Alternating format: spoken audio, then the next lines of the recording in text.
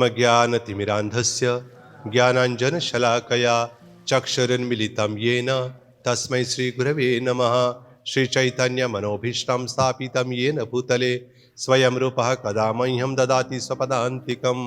वन्देऽहं श्रीगुरोः श्रीयुतपदकमलं श्रीगुरुन् वैष्णवांश्च श्रीरूपं सागरजातं सहगण रघुनाथान्वितं तं सजीवं साद्वैतं सावधूतं परिजनसहितं कृष्णचैतन्यदेवं श्रीराधाकृष्णपादान् सहगण ललिता श्रीविशाखान्वितांश्च। हे कृष्ण करुणा सिंधो दीनबंधो जगत्पते गोपेश गोपिकाकांत राधाकांत नमोस्तुते। तप्त कांचन गौरांगी राधे वृंदावनेश्वरी वृषभानुसुति देवी प्रणमामि हरिप्रिये।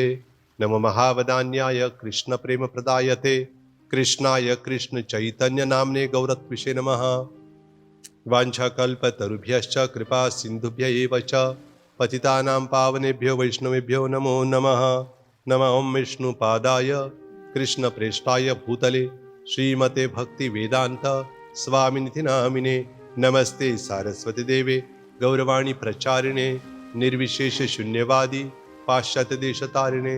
जय श्री कृष्ण चैतन्य प्रभु नित्यानंद श्री अद्वैत गदाधर श्रीवासादि गौर भक्त वृंद। हरे कृष्ण कृष्ण कृष्ण हरे हरे हरे राम राम राम हरे हरे। मूकं करोति वाचालं पंगुं लंघयते गिरिं यत्कृपातमहं वन्दे श्रीगुरुं दीनतारिणं परमानन्दमाधवं श्रीचैतन्यमीश्वरम्।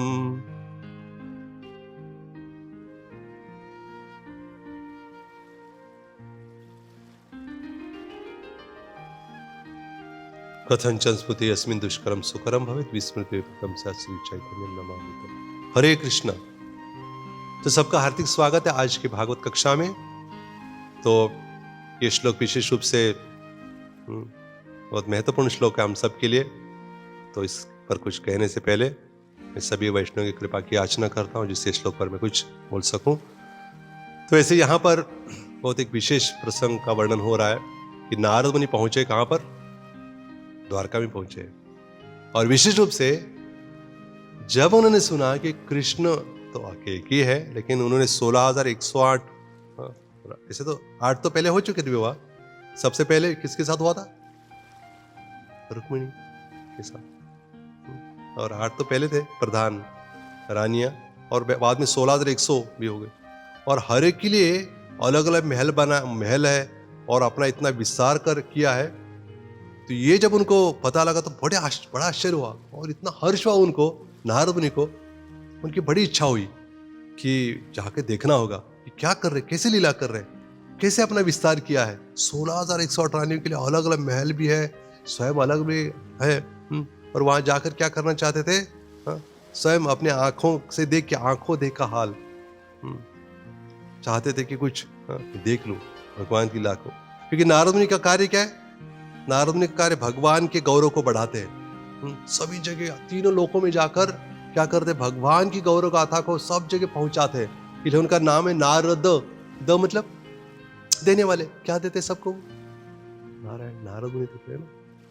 और नारद मुनि ऐसे तो अभी भी विचरण करते नारद मुनि, लेकिन नारद मुनि केवल शुद्ध भक्त देख सकते हैं उनको।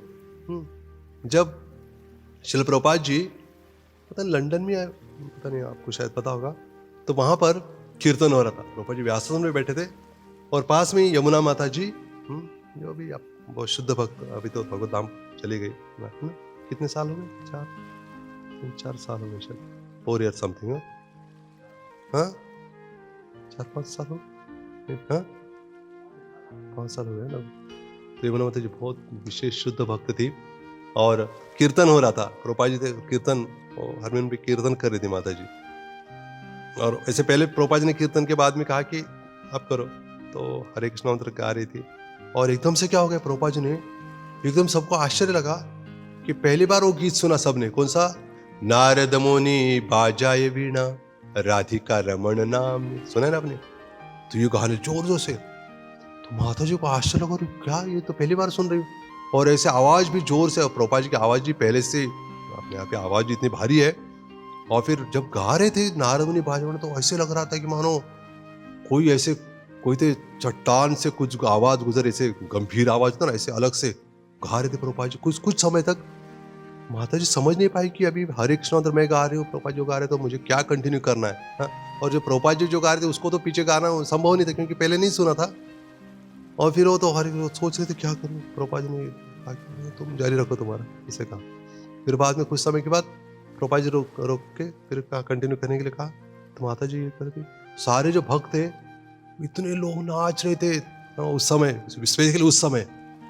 माता जी उनका बुक है, वो कहती है कि ऐसे लग रहा था कि एक अलग ही माहौल बन गया था और सारे भक्त ऐसे नाच रहे थे, कूद रहे थे। ऐसे दृश्य कभी देखा नहीं था उन्होंने। तो शिला प्रभुपाद से सब ने पूछा जाकर कि शिला प्रभुपाद ये क्या हो रहा था, आप क्या गा रहे थे? और हम नहीं समझ पाए।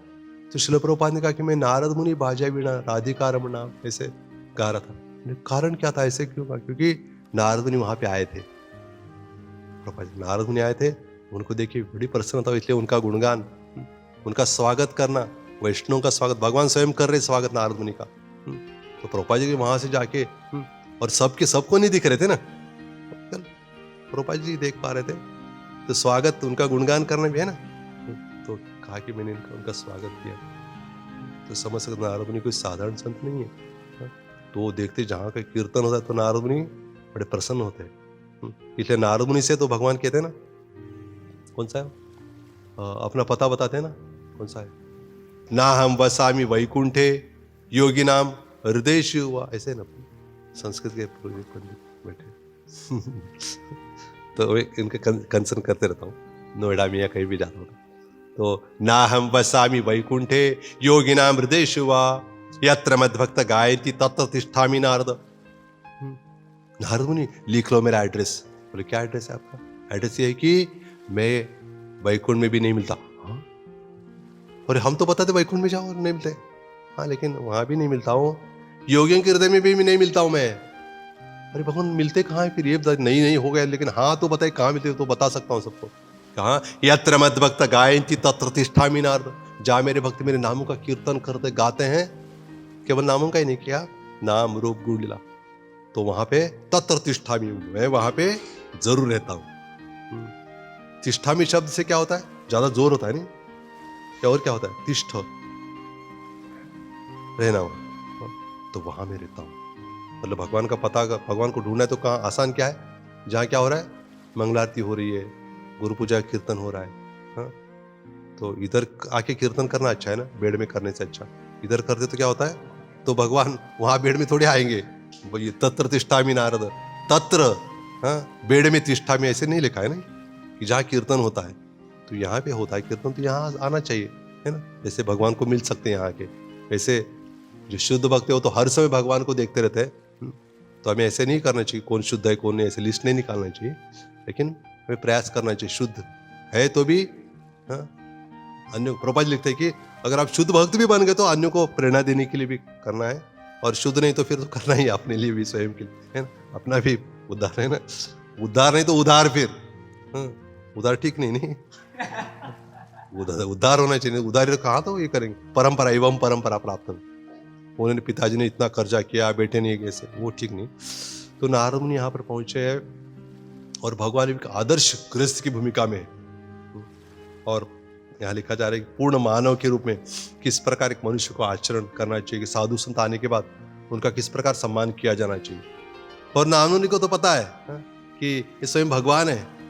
उन्होंने कहा नहीं भगवान ये क्या कर रहे कि मेरे पैर धो रहे, मैं तो आपका सेवक हूं, मेरे क्यों पैर धो रहे? ऐसे नारद मुनि ने नहीं कहा। क्यों नहीं कहा? क्योंकि पता है उनको, हाँ, नहीं उनको पता है कि भगवान क्या कर रहे हैं, एक आदर्श भूमिका निभा रहे लोगों को शिक्षा प्रदान करने के लिए। तो हमको लग सकता है शिक्षा प्रदान करने के लिए वहां था ही कौन? शिक्षा प्रदान करने के लिए कौन कौन थे वहां? नारद मुनि तो थे, ऑफकोर्स, कृष्ण थे, और रानियां नहीं थी, रानी।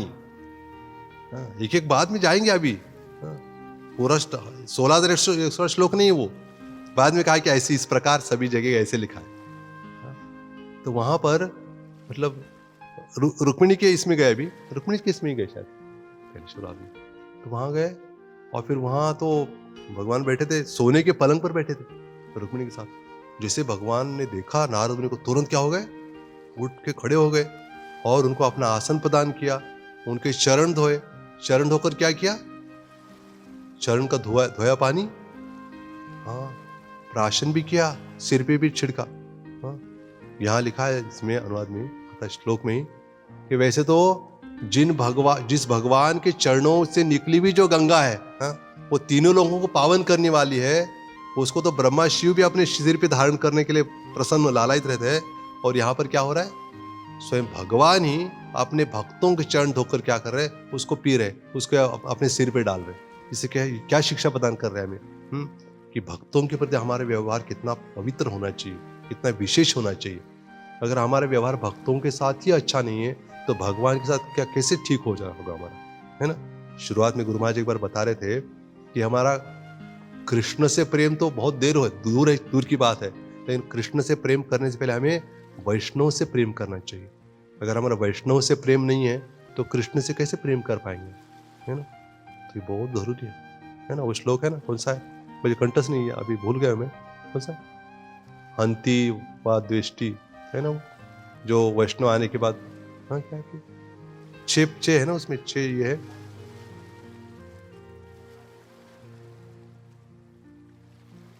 अर्थात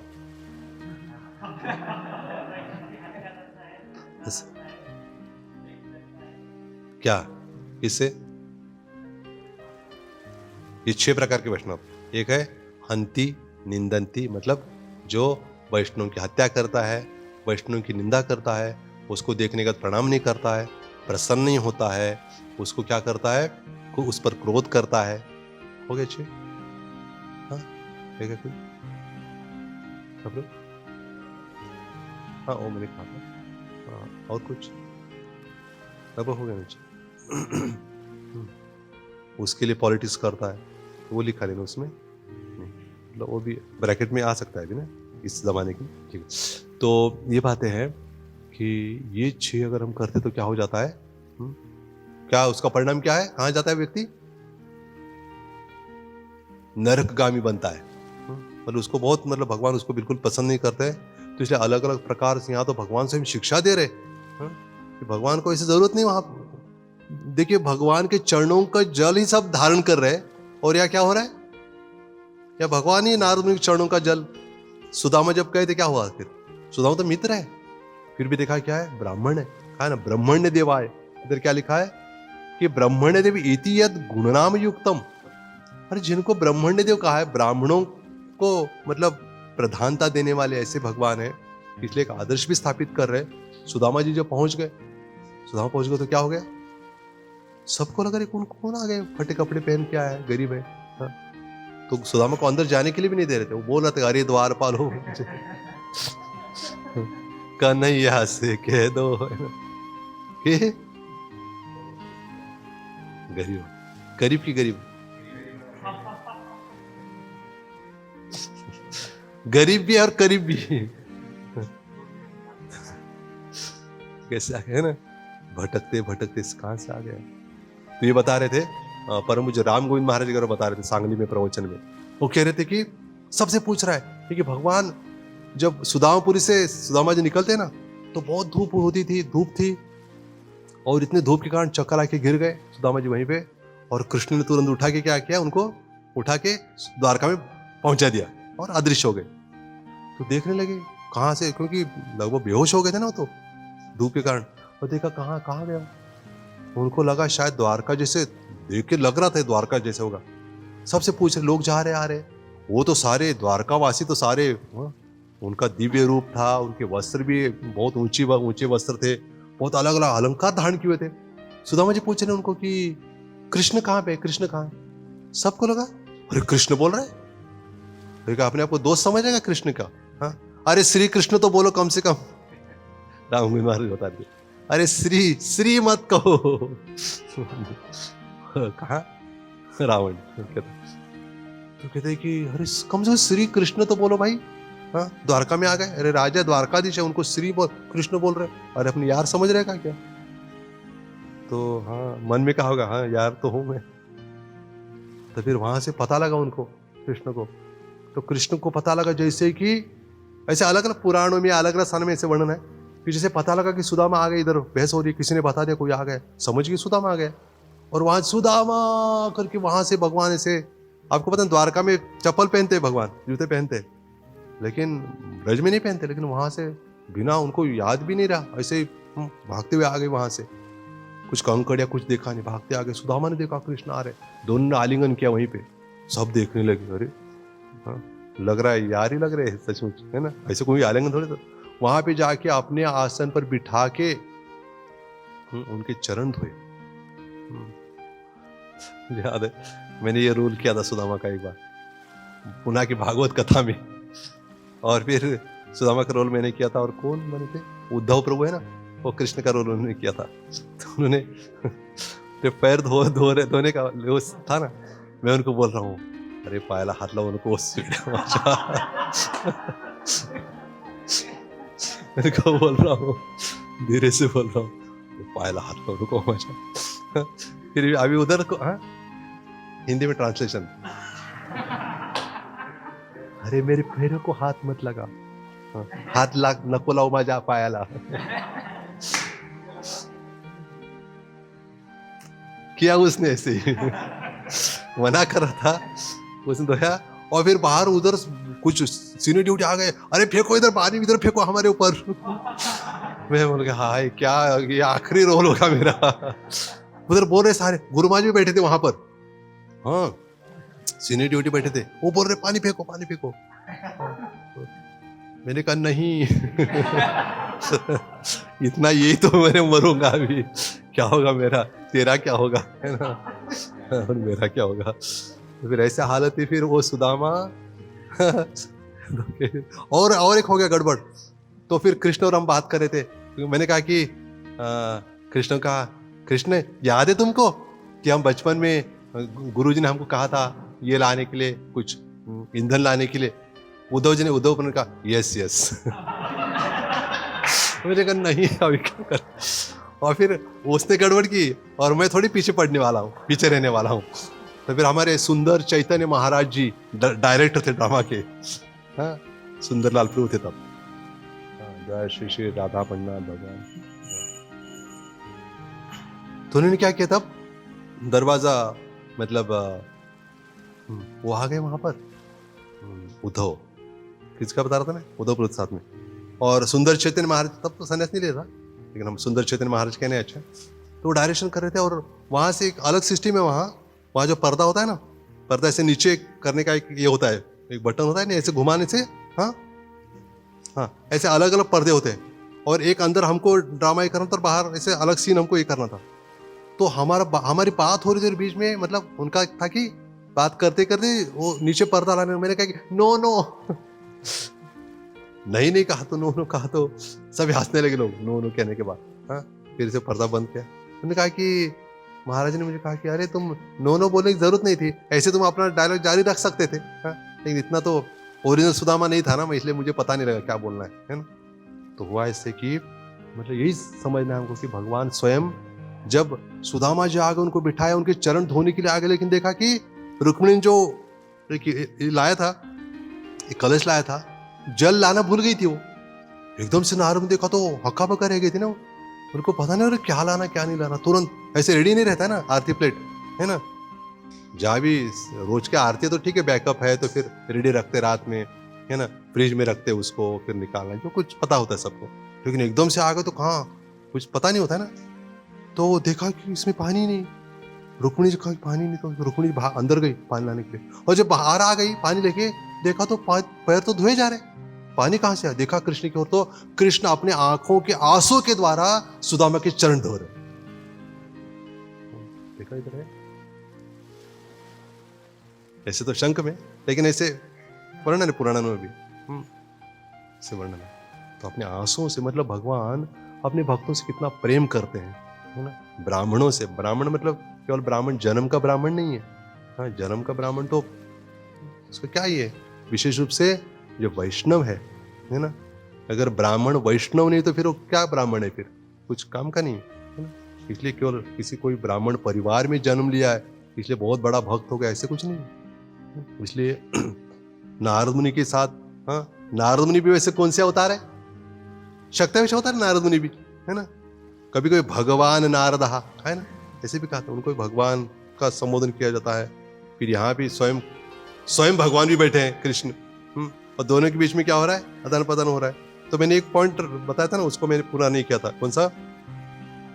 क्या देखने के लिए कौन है? रुक्मिणी है, नारद मुनि है, कृष्ण है, हो सकते कुछ सेवक है, पर एक लिखा है कि आदर्श स्थापित करने के लिए। फिर आदर्श स्थापित करने के लिए है ही नहीं कोई उधर। स्वयं भगवान बताते ना, यदिदाश्रिते श्रेष्ठ तत्त देवेतरो जनाः सयत् प्रमाणम कुरुते लोकसद अनुवर्तते। बड़े लोग करते हो, देख के सब अनुसरण करते हैं। तो यहाँ पे ऐसे नहीं हो रहा है। कौन देखने वाला कौन है? आपको क्या लगता है कौन होगा? देवता। अच्छा, लेकिन क्या है, भगवान की लीला केवल कहते नहीं व्यास मुनि को आप लिखो, भगवान करके दिखाते हैं, फिर व्यास मुनि को सब दिखता है ना। व्यास मुनि भगवान के साहित्य अवतार है। ऐसे अर्जुन और कृष्ण का जो संवाद हुआ, व्यास मुनि स्वयं थे क्या वहां पर? नहीं थे, फिर भी क्या लिखा उन्होंने तो लिखा है। गीता के ऐसे अलग अलग जो अध्याय है, कृष्ण ने ऐसे नहीं कहा कि अर्जुन अभी पहला अध्याय पूरा हो गया, नेक्स्ट चैप्टर इंटाइटल्ड, चैप्टर का नाम है और ओम तत्सदिति इति, ऐसे कुछ नहीं कहा। ऐसे कहते गए पूरा, और बाद में व्यास मुनि ने क्या किया, उसका क्या किया, अलग अलग अध्याय बनाए। इसका भी ऐसे हुआ, भागवतम का भी। भागवतम में सुखदेव गोस्वामी ने इसने कहा कि परीक्षित महाराज अभी पहला अध्याय हो गया, आपको ब्रेक लेना है तो ले सकते हो। नहीं हुआ ऐसे, है ना, पूरा हो गया बोले कि अभी हो गया, चलो ठीक है, हो गया कहने की जरूरत भी नहीं थी, वो चले गए थे। परीक्षित महाराज ऑलरेडी ही वाज इन ट्रांस, पूरी समाधि में थे। उनको दंश भी किया तक्षक ने, कुछ फर्क नहीं पड़ा उनको, ऑलरेडी ही हैज गॉन। लेकिन ये दिखाने के लिए, ब्राह्मण का शाप भी सही होता है, दिखाने के लिए भी दंश किया तो पूरे शरीर से अग्नि, मानो आग लग गई पूरे शरीर पे, चले गए। तो ऐसे भगवान वैष्णव के साथ, भक्तों के साथ विशेष रूप से आदान प्रदान करते हैं, क्योंकि अलग अलग रसों का आदान प्रदान है, रसों के द्वारा भगवान भक्तों के साथ। तो इसलिए नारद मुनि के साथ ये आदान प्रदान करके क्या कर रहे हैं, भगवान स्वयं ऐसे लीला कर रहे हैं। लीला करके व्यास मुनि क्या करेंगे, बाद में इसको लिखित स्वरूप देंगे, है ना, लिखेंगे। नहीं तो फिर नहीं लिखेंगे तो फिर हमको कैसे पता लगेगा। पर भगवान लीला ही नहीं की, और कहा व्यास मुनि को कि आप क्या करो, ऐसा लिख दो, मैंने ऐसे से किया, ऐसे नहीं करेंगे, भगवान वो करेंगे स्वयं। देखिए नारद मुनि के कोई बहुत बड़ा व्यक्ति है, उसको कहा गया कि उसके पैर धो आप, कितना मुश्किल है, वेरी डिफिकल्ट, बहुत ही मुश्किल है। फिर भी क्या कर रहे वो, भगवान नारद मुनि के पैर धो रहे हैं, और क्यों धो नहीं रहे, धो के बाद में रख दिया है, बाद में फेंक दो उसको पानी, ऐसे नहीं किया। ड्रामा में करना है, चलो अभी ये मत करो, उसको क्या कर दो, फेंक दो, ऐसे नहीं। वास्तव में क्या करे भगवान, उसको पी रहे। और भगवान के भक्त भी, और भगवान के साथ भी ऐसे, भगवान भी जब भक्त बन के जाते हैं तो बलि महाराज जैसे महाजन भी क्या करते हैं, वो सुन रखा होता है ना उनको कि भगवान ने ऐसे लीला करते, वो भी क्या करते, भगवान आते तो फिर, या पहले तो ब्राह्मण के रूप में आए थे, भक्त के रूप में, तो उनके चरण धोए, और धोकर क्या किया उन्होंने, सेम ऐसे किया, प्राशन किया, फिर बाद में सिर पे और परिवार वालों पर भी वो जल छिड़का था उन्होंने। और बाद में वही गंगा जल जब अपना बायां पैर ऊपर उठाया तो क्या हो गया, ब्रह्मांड पंक्चर हो गया। पंक्चर दुकान में नहीं लेके जा सकते ब्रह्मांड को, थोड़ा पंक्चर करो, इसको ये कर दो, नहीं कर सकते। तो पूरा ब्रह्मांड क्या हो गया, उसका मतलब उसमें छेद हो गया, और भगवान के चरणों पर क्या हो गया, वो कारण सागर का जल आ गया। और ब्रह्मलोक में भी केवल अंगूठा आ गया था ब्रह्मलोक में, देखिए सोचिए, ब्रह्मलोक में भगवान का अंगूठा आ गया था, केवल हाथ का नहीं, बाएं पैर का अंगूठा आया था। और अंगूठा देख के ही, अंगूठा छाप नहीं, पैर का अंगूठा, तो जैसे अंगूठा देखा वहां तो समझ गए भगवान का, क्योंकि क्या चमक रहे थे, अंगूठा चमक। भगवान के नाखून जो है ना, कुछ नहीं लगाना पड़ता उनको, लिप ये नहीं, यहाँ पे नेल पॉलिश होता है क्या, मैं लिपस्टिक बोल रहा हूँ, सॉरी, वो इतना गड़बड़ हो जाता है ऐसे, कोई बात नहीं। तो लगाने की जरूरत नहीं, अपने आप ही चमकते हैं भगवान के, है ना, नाखून चमकते रहते हैं। और वहां पे क्या हुआ फिर, ऐसे लिखा है, कौन सा श्लोक है वो, कि जो हरिनाम जो है, यस, निखिल श्रुति मौली मला दिनर्जित पद पंकजात अयि मुक्त कुलैरुपास्य मानम परित सत्वम हरिनाम संश्रयामि। अर्थात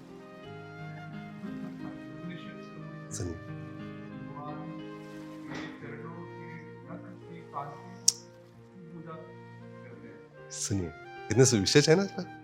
तो ये श्लोक और दूसरा 2 श्लोक प्रभुपाद जी ने कहा कि आप हरिनाम का जप करने से पहले आप उसको उच्चारण करना जरूर, ऐसे लिखता है प्रभुपाद एक स्थान में। तो इसका अर्थ है कि मतलब भगवान के चरणों के नख भी इतने विशेष है।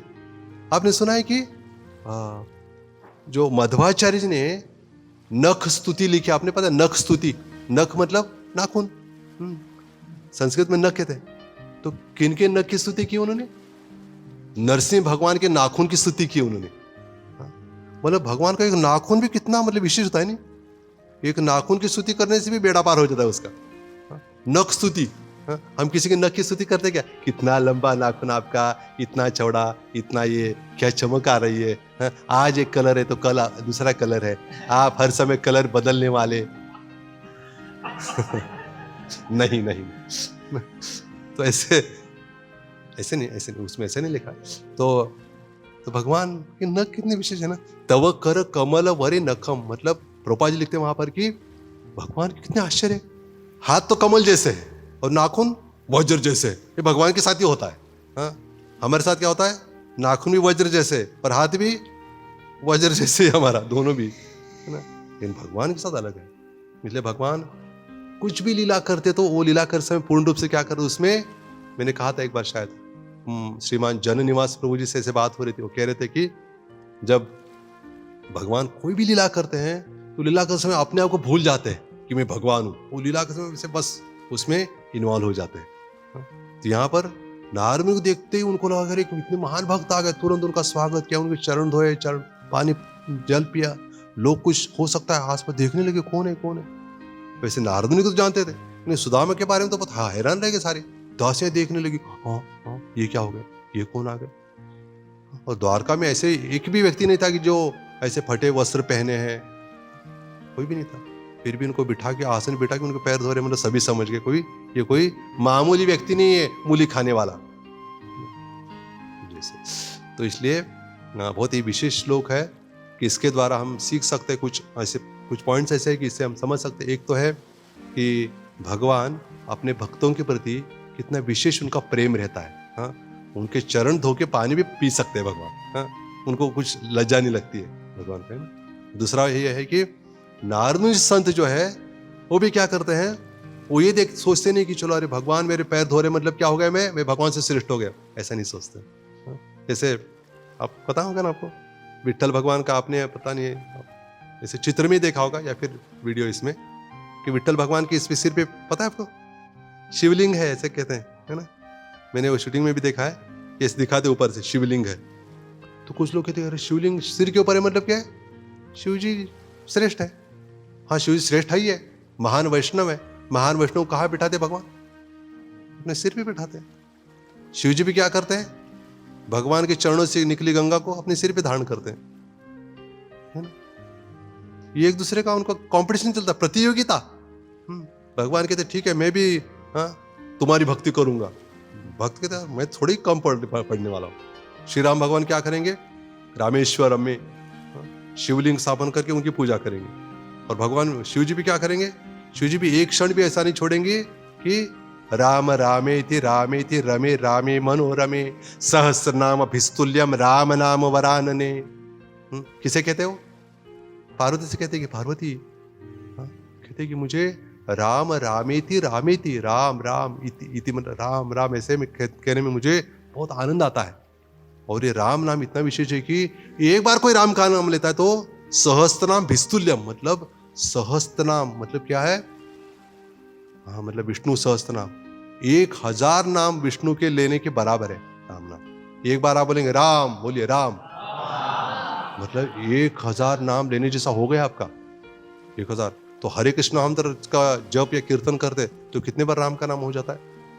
और बाद में कहते कि पता नहीं वो श्लोक आपको पता है शायद प्रभु, शिव जी कहते हैं शायद कि राम का एक नाम लेने से 1000 नाम विष्णु के होते हैं, और कृष्ण का एक बार नाम लेने से 3 बार राम का नाम लेने जैसा लाभ होता है। बोलिए कृष्ण, मतलब 3 बार राम लेने का वो लाभ हो गया, मतलब कितने हो गए, 3000 विष्णु के नाम लेने का लाभ हो गया ना, एक बार कृष्ण का नाम लेने से। मतलब हरे कृष्ण मंत्र में कितना है, एक मंत्र में कितने होते हैं, हाँ मतलब कितने हो गए, कैलकुलेट करके कल की क्लास में आप बता सकते हैं, मेरा नहीं क्लास किसी का हो।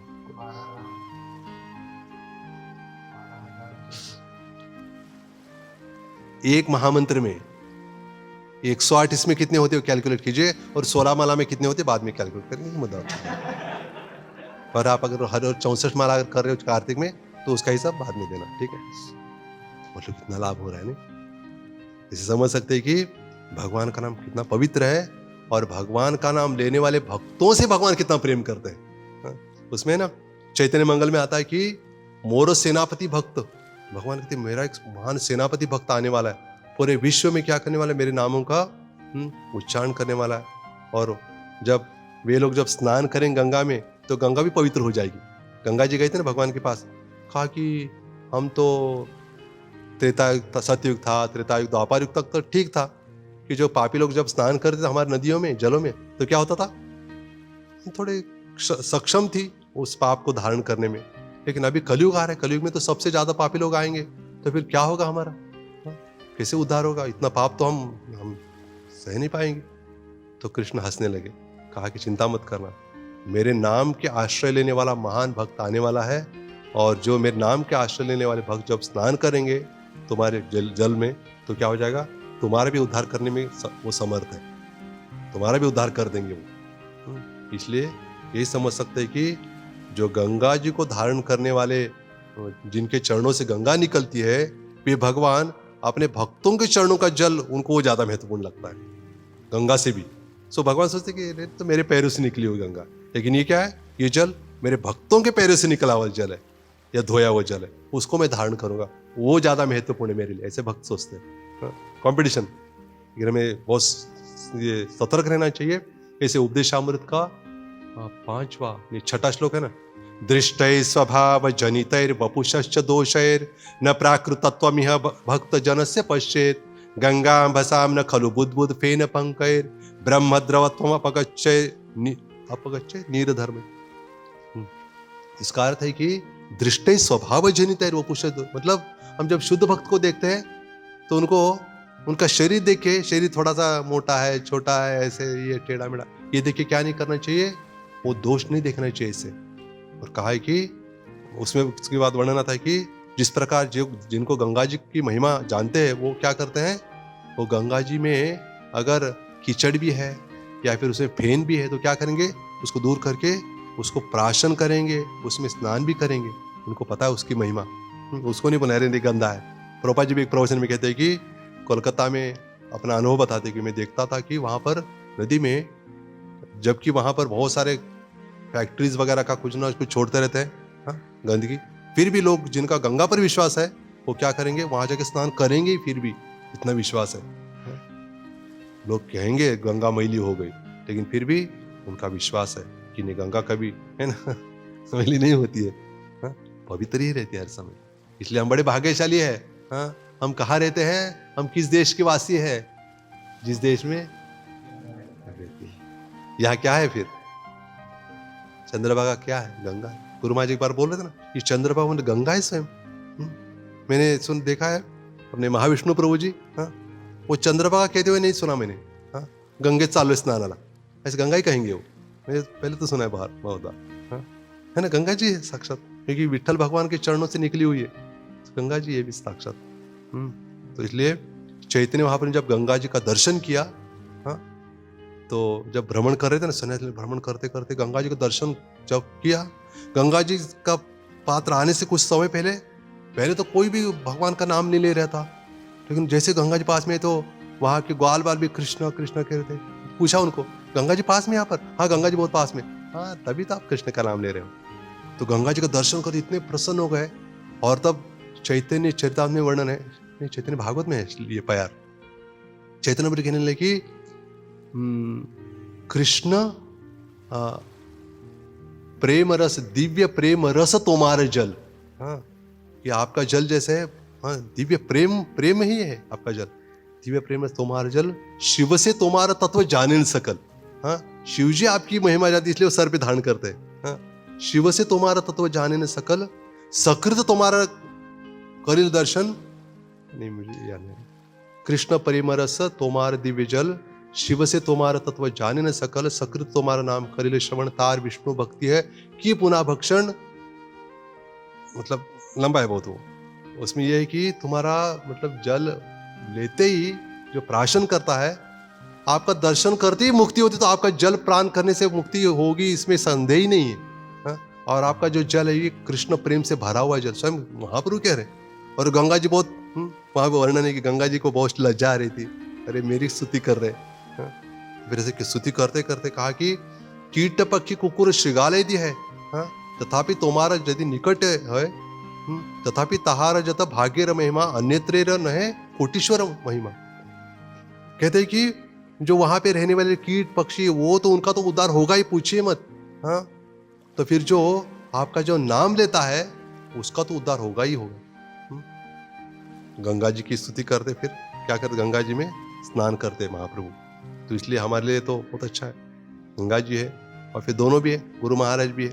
हाँ, उनके चरण यहाँ पे अंकित होते हैं हर रोज, वो भी सौभाग्य प्राप्त हो रहा है। गंगा जी भी यहाँ पे है और पंडरा भगवान भी इधर ही है।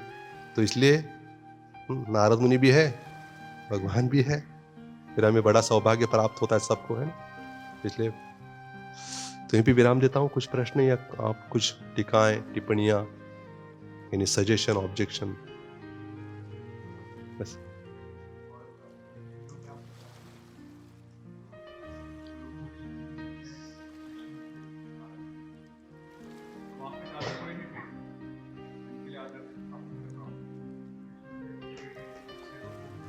यस,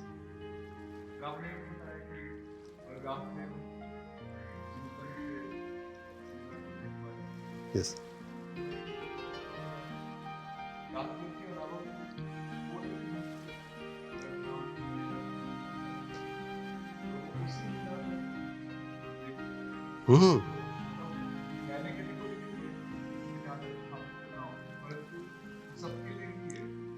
सही बात, एकदम सही है, अच्छा पॉइंट है।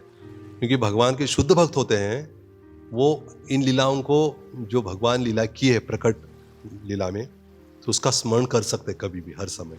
इतना ही नहीं कि उनको मतलब जब शुद्ध भक्त कीर्तन भी करते हैं तो क्या होता है, उनके सामने वो सारी लीला प्रकट हो जाती है, लीला को देख सकते हैं। वही हुआ ना कुसुम सरोवर पे उद्धव जी, जब कथा हो रही थी वहां पर क्या हो रहा था, जो द्वारका की रानियां थी वो देख रही थी, उनका स्वरूप देख के वहां पे प्रवेश, लीला में प्रवेश किया उन्होंने। वहीं पे लीला का दर्शन करना और लीला कुछ अंतर नहीं है ना, ऊंचे धरातल पर देखा जाए तो इसलिए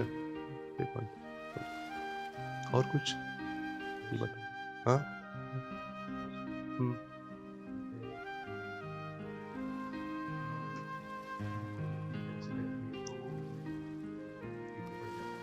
मन को जो चीज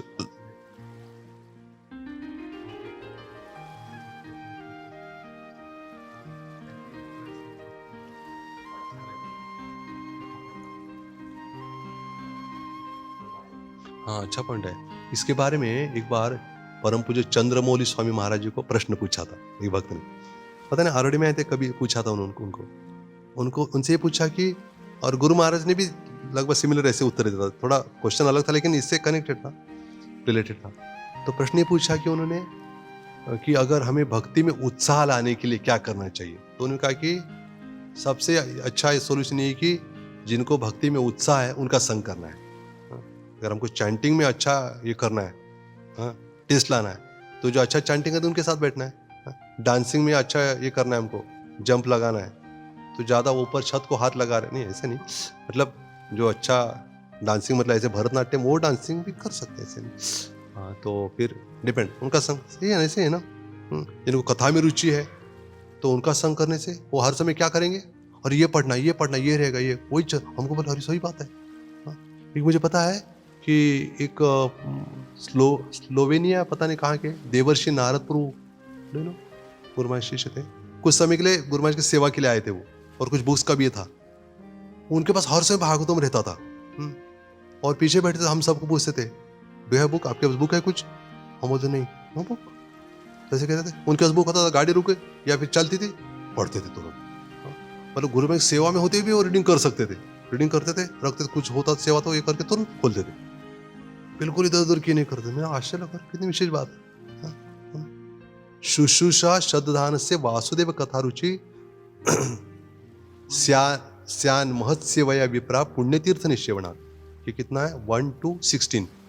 पहले स्कंद के दूसरे अध्याय का 16वां श्लोक इसमें लिखा है कि हमको रुचि उत्पन्न करने के लिए क्या करना है, वैष्णव की सेवा करनी चाहिए, तभी हमको रुचि प्राप्त होती है।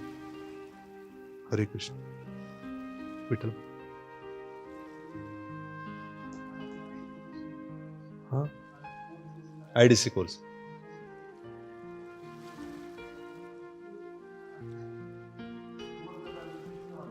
हाँ हो,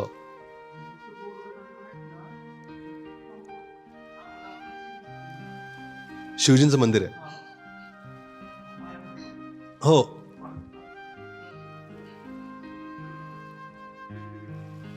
कोणाला? हा,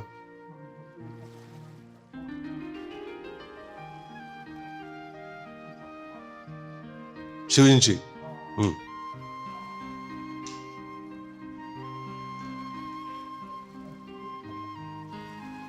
म्हणजे आम्हाला कसं अलाउड नाहीये. बरोबर आहे. कारण काल तोच विषय निघाला काल की बरेच जण इस्कॉनमध्ये आलं असं महाशिवरात्रीचा उपवास नाही केलं तर त्यांना चैन पडत नाही. हा, काही जणांना महाशिवरात्रीचा उपवास नाही केला त्यांना वाटतं महाशिव उपवास एवढ्या वर्षापासून करतोय आता कसं सोडू. हा, पण एवढ्या वर्षापासून करत होतं मग त्याचं बरंच काही सोडलं तुम्ही, पण महाशिवरात्री सोडणं त्यांना ते अवघड होत आहे. बाकी मग प्रभुपादांचा आविर्भाव हे वगैरे किंवा त्यांचं तेवढं नाही, पण शिवजींचा विषय आहे. पण शिवजीने एक महान वैष्णव समजून आपण त्यांची आराधना केली किंवा त्यांना प्रणाम केला. है ना, असं आपण ह्याच्यात गेला आसेश्वर महादेव आहे. तिथं सगळं गेलं की जल, वृंदावन गेलं ना भूतेश्वर महादेव, पिपलेश्वर महादेव, किती गेलं की सगळं जल अर्पण करणं, त्यांना प्रणाम करतात, प्रार्थना करतात. कारण ते काही साधारण व्यक्ती नाहीत, महान वैष्णव आहेत. तर बाह्य दृष्टीने आपण का काळजी घेतो, प्रभुपादाने का आपल्याला ते दूर ठेवलं याच्यापासून, कारण प्रभुपादाने ते पुढे काहीतरी मिक्स होणार त्याच्यामध्ये. हा थोडं गणपती चालतं म्हटलं ना, चालतं म्हटलं की मग ते हाताला हात धरलं की मग ते हात दिला की हात ओढणार पूर्णच, है ना. भटाला दिली ओसरी आणि भट हात पाय पसरी, थोडं कोपऱ्यात दिलं की ते पूर्ण तिथंच येऊन हो साक्षात विराजमान, परम सुंदर. प्रश्न मराठी में था मैं क्या कर सकता हूँ आखिर, आपका तो हो गया प्रभू, ठीक सुन.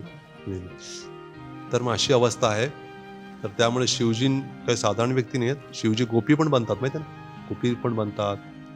फार विशेष त्यांचं हे आहे. ते जीव तत्व पण नाही आहेत, विष्णू तत्व पण नाही आहेत, ते शिवतत्व आहेत. फार गूढ आहे खरं तर त्यांचं रहस्य कळणं. ते सदाशिव लोक असं म्हटलेलं, सदाशिव लोकामध्ये याच्यात वैकुंठामध्ये सदाशिव लोक, त्या ठिकाणी एक वरिष्ठ भक्त सांगत होते, कोणते सांगितलं होते की नाही सांगितलं, सुंदर चैतन्य महाराजांनी होते की शिवजी त्या सदाशिव रूपामध्ये ते विष्णू रूपातच आहेत, म्हणजे शाश्वत रूप आहे त्यांचं तिथं तसं.